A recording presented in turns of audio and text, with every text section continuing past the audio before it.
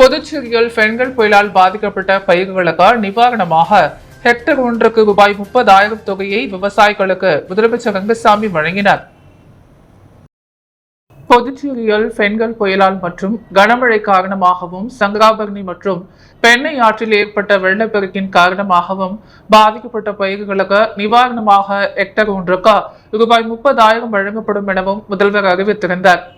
மேலும் அதிகாரிகள் முழுமையாக பயிர் சேதம் குறித்து கணக்கெடுப்பு நடத்தி முடித்த நிலையில் இன்று புதுச்சேரி பகுதி விவசாயிகள் 7,736 பேருக்கு ரூபாய் 12,22,03,300 நிவாரண தொகைக்கான காசோலையை சட்டப்பேரவை வளாகத்தில் முதலமைச்சர் ரங்கசாமி விவசாய பிரதிநிதிகளிடம் வழங்கினார். தொடர்ந்து விவசாயிகளின் வங்கி கணக்கில் இழப்பீடு தொகை விவசாயிகளின் வங்கி கணக்கில் வரவு வைக்கப்பட உள்ளது. ஒட்டுமொத்தமாக புதுச்சேரி, காரைக்கால், ஏனாம் ஆகிய பிராந்தியங்களில் உள்ள 12,955 விவசாயிகளுக்கு பயிர் பாதிப்புக்கான நிவாரண தொகையாக ரூபாய் 24,10,80,400 வழங்கப்பட்டு வருகிறது. இதேபோல் விவசாயிகள் இலவசமாக பயன்படுத்தும் மின்சாரத்திற்கான மானியம் நடப்பு நிதியாண்டு வரை ரூபாய் 36.18 கோடி முழுமையாக செலுத்தப்பட உள்ளது. நடப்பு நிதியாண்டில் மற்றும் ரூபாய் 9,15,46,227 மின்துறைக்கு செலுத்தப்பட்டுள்ளது. அதற்கான காசோலையும் முதலமைச்சர் ரங்கசாமி விவசாயிகளிடம் வழங்கினார். புதுச்சேரியில் புதிய மதுபான தொழிற்சாலை தொடங்குவதற்கு அனுமதி வழங்கப்பட்டுள்ளதில் பல கோடி ரூபாய் ஊழல் நடைபெறவுள்ளதாகவும் இது தொடர்பாக சிபிஐ விசாரணை நடத்த வேண்டும் என்றும் காங்கிரஸ் கட்சியினர் துணைநிலை ஆளுநர் கைலாசநாதனை சந்தித்து மனு அளித்தனர். புதுச்சேரி காங்கிரஸ் கட்சி தலைவர் வைத்திலிங்கம் எம்பி தலைமையில் முன்னாள் முதல்வர் நாராயணசாமி, சட்டமன்ற உறுப்பினர் வைத்தியநாதன் உள்ளிட்ட காங்கிரஸ் நிர்வாகிகள் துணைநிலை ஆளுநர் கைலாசநாதனை சந்தித்தனர். அப்போது புதுச்சேரி அரசால் புதிதாக 8 மதுபான தொழிற்சாலைகளுக்கு வழங்கப்பட்டுள்ள உரிமை விவகாரத்தில் பல கோடி ரூபாய் ஊழல் மற்றும் முறைகேடுகள் நடைபெற்றுள்ளதாகவும் இது தொடர்பாக சிபிஐ விசாரணைக்கு உத்தரவிட வேண்டும் எனவும் மனு அளித்தனர். பின்னர் ஆளுநர் மாளிகையில் இருந்து வெளியே வந்த முன்னாள் முதலமைச்சர் நாராயணசாமி செய்தியாளர்களை சந்தித்து பேசினார். அப்போது புதுச்சேரி ஆளும் என்ஆர் காங்கிரஸ் பிஜேபி அரசு ஆனது 8 மதுபான தொழிற்சாலை தயாரிக்கும் ஆலைக்கு அனுமதி வழங்க முடிவு செய்துள்ளது. கடந்த 2 ஆண்டுகளுக்கு முன்பு இதேபோல் 6 அயல்நாட்டு மதுபான தொழிற்சாலை உற்பத்தி செய்யும் ஆலைகளுக்கு அனுமதி வழங்குவதற்காக துணைநிலை ஆளுநர் தமிழிசை ஒப்புதல் அளிக்க மறுத்துவிட்டார். இதற்கிடையே 8 அயல்நாட்டு மதுபான தொழிற்சாலை கட்டிடம் கட்டுவதற்கு அனுமதி வழங்க அரசு முடிவு செய்த பிபிஏ அனுமதியும் தொழில்துறையும் முதல்கட்ட அனுமதி வழங்கி உள்ளது. இதில் விதிமுறைகள் மீறப்பட்டுள்ளன, ஊழல் நடந்திருப்பதாக நாங்கள் கருதி துணைநிலை ஆளுநரிடம் மனு கொடுத்துள்ளோம். புதுச்சேரியில் அதிக நீர் உறிஞ்சும் தொழிற்சாலைகளுக்கு அனுமதி இல்லை என்பதை மீறி தற்போது அனுமதி தரப்பட்டுள்ளதா? இதனால் பிபிஏ அனுமதி யாரின் உத்தரவின் பெயரில் வழங்கப்பட்டதா? இதற்காக குளோபல் டெண்டர் ஏன் வைக்கவில்லை? ரகசியமாக ஆலைகளுக்கு அனுமதி கொடுப்பது ஏன்? இதன் மூலம் பல கோடி ஊழல் செய்வதற்கு திட்டமிட்டுள்ளன எனவும் மதுபான தொழிற்சாலைகளுக்கு அனுமதி கொடுப்பதில் ஆளுங்கட்சி எதிர்கட்சி என்ற பேதமில்லாமல் கொடுக்கிறார்கள் என தெரிவித்தார்.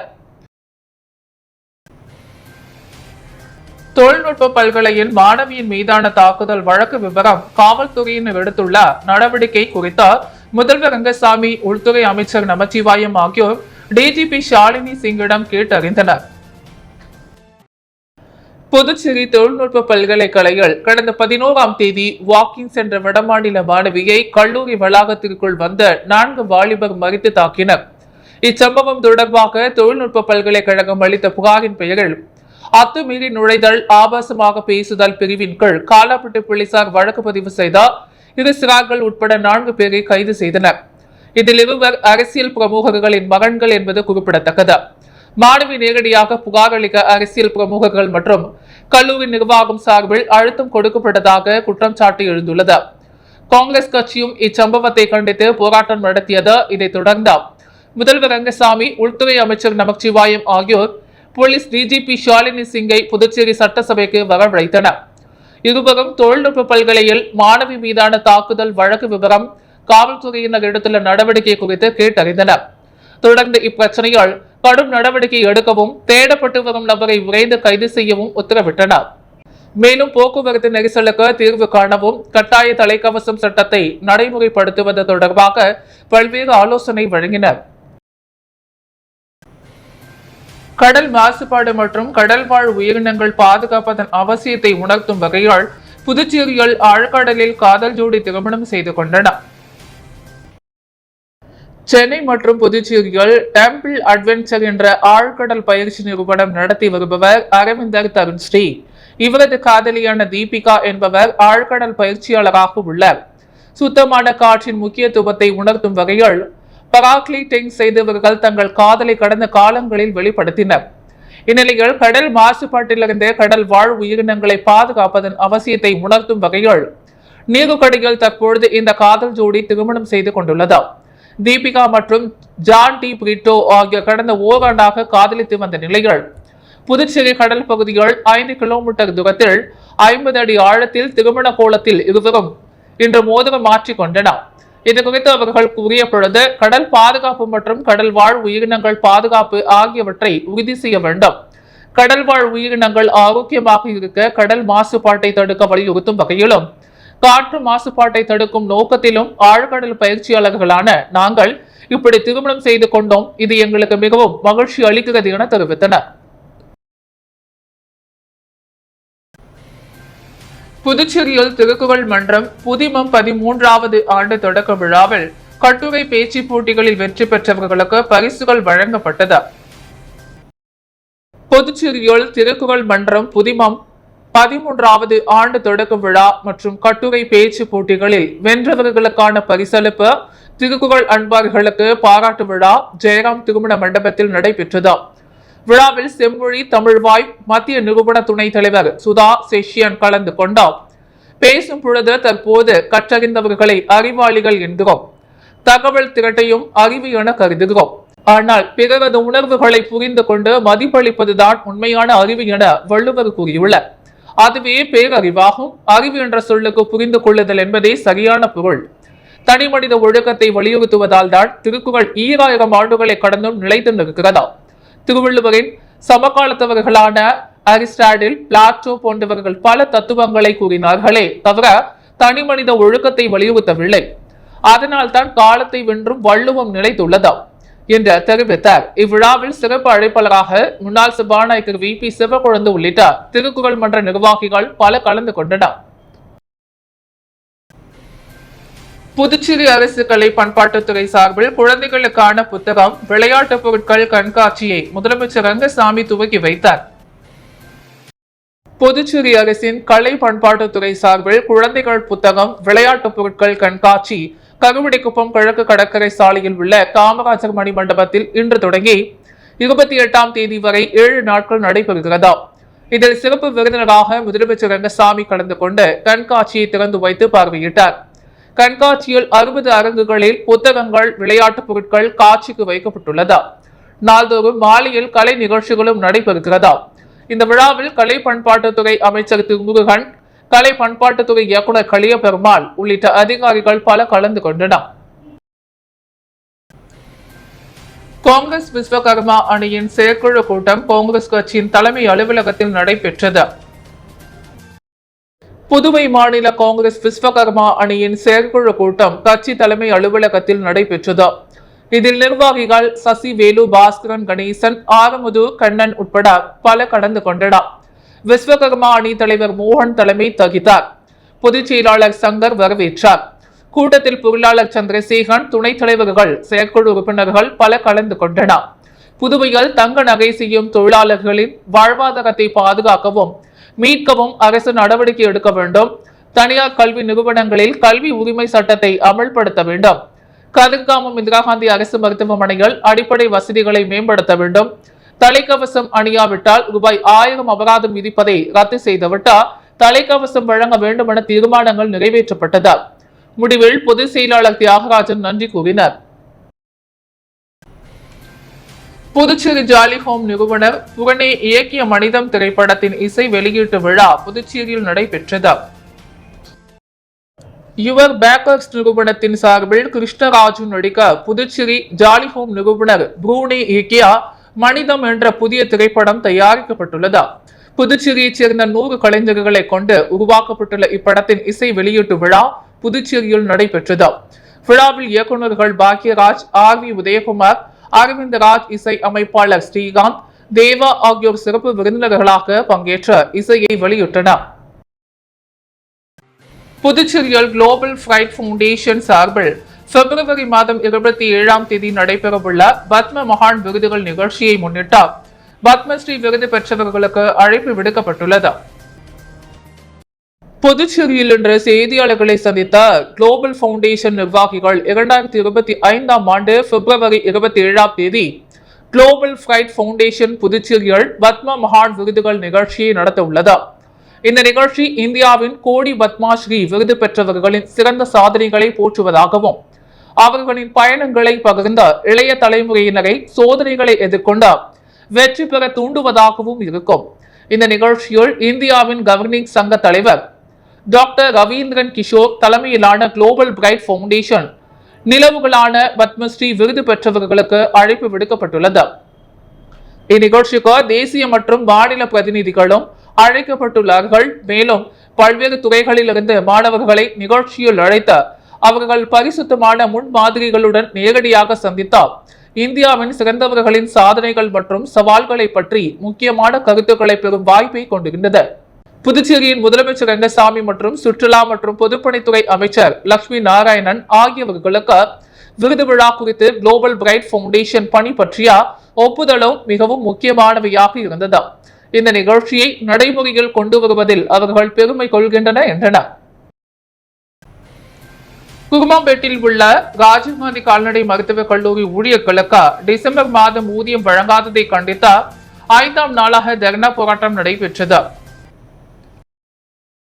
புதுச்சேரி குருமாம்பேட்டில் இயங்கி வரும் அரசு நிறுவனமான ராஜீவ்காந்தி கால்நடை மருத்துவக் கல்லூரி மற்றும் ஆராய்ச்சி நிலையத்தில் கடந்த டிசம்பர் மாதம் முதல் ஊழியர்களுக்கு சம்பளம் வழங்காமல் உள்ளதை கண்டித்து பணியாளர்கள் 5ஆம் நாளாக தொடர் தர்ணா போராட்டத்தில் ஈடுபட்டனர். இக்கல்லூரியில் பேராசிரியர்கள் மற்றும் அனைத்து நிலை ஊழியர்கள் என சுமார் 300 நபர்கள் பணியாற்றி வருகின்றனர். இவர்களுக்கு பிப்ரவரி மாதம் வரையிலான ஊதிய தொகை பட்ஜெட் நிதியில் ஒதுக்கீடு செய்யப்பட்டுள்ளது.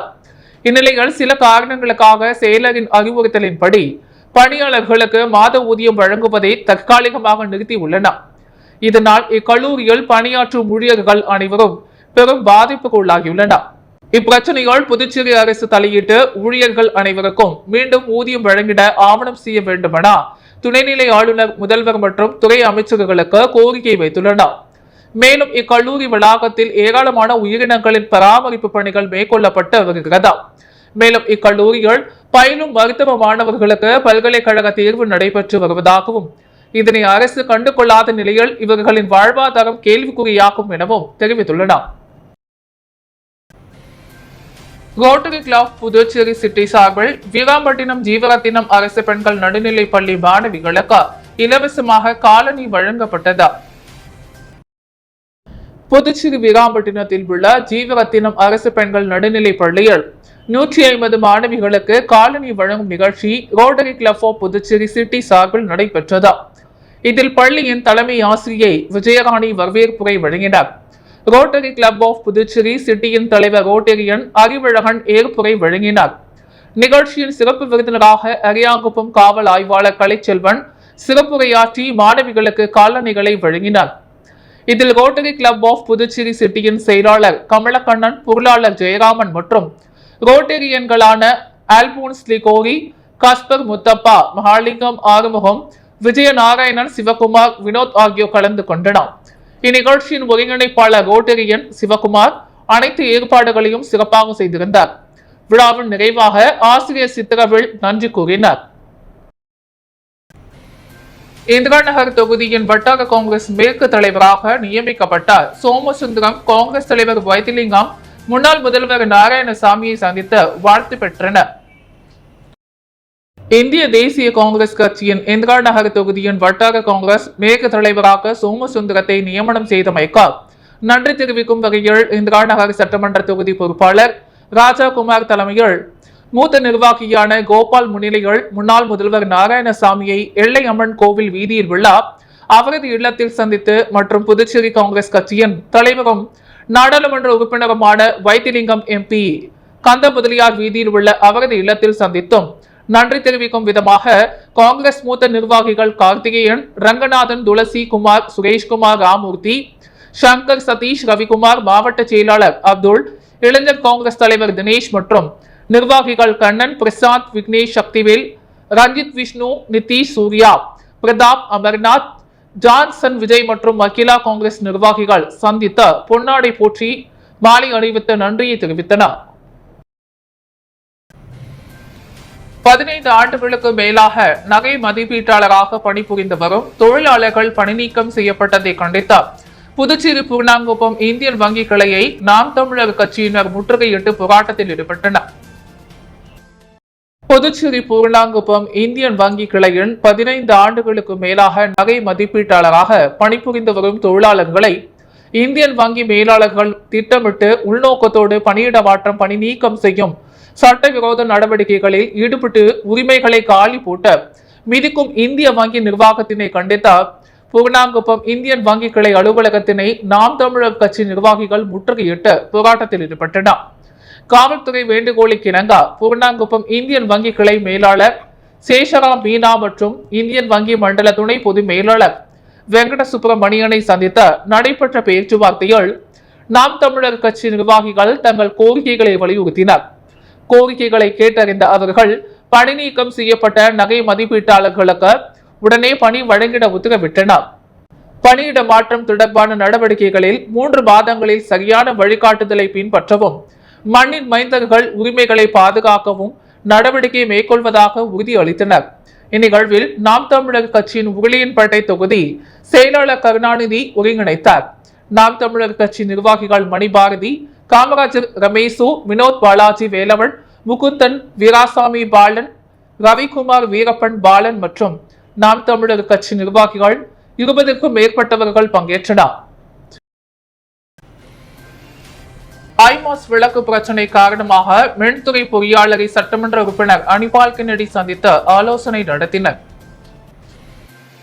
புதுச்சேரி உப்பளம் தொகுதிக்குட்பட்ட வம்பாக்கரபாளையம் அங்காளம்மன் கோவில் கிழக்கு பகுதியில் இருக்கும் ஐமாஸ் விளக்கு எரியாததால் அங்கு இருள் சூழ்ந்த பகுதியில் மீன்பிடி தொழில் செய்ய சிரமமாகவும் சட்ட ஒழுங்கு பிரச்சினை நேர்ந்திட உள்ளதாகவும் பகுதி குடியிருப்பு மக்கள் உப்பளம் தொகுதி சட்டமன்ற உறுப்பினர் அனிபால் கென்னடியிடம் முறையிட்டனர். இது குறித்த மின்துறை பிரிவு உதவி பொறியாளர் முரளிதரனை நேரில் அலுவலகம் சென்று சந்தித்து பேசினர். சட்டமன்ற உறுப்பினர் கோரிக்கையினை ஏற்ற மின்துறை பிரிவு உதவி பொறியாளர் சீர் செய்து கொடுப்பதாக உறுதியளித்தார். அப்போது தொகுதி செயலாளர் சக்திவேல், அவைத் தலைவர் ஹரிகிருஷ்ணன், துணை செயலாளர் நிசார், கிளை செயலாளர்கள் ராகேஷ், கழகத்தினர் பர்தாவக்ஷலம், கோவிந்த ஆகியோர் உடன் இருந்தனர். புதுவையின் அன்றாட நிகழ்வுகளை காண பாண்டி ஹெட்லைன்ஸ் யூடியூப் சேனலை சப்ஸ்கிரைப் பண்ணுங்க. தொடர்ந்து எங்களுடன் இணைந்திருக்க பக்கத்தில் உள்ள பெல் பட்டனை பிரஸ் பண்ணுங்க. லைக் பண்ணுங்க, ஷேர் பண்ணுங்க. என்றும் உங்களுடன் பாண்டி ஹெட்லைன்ஸ்.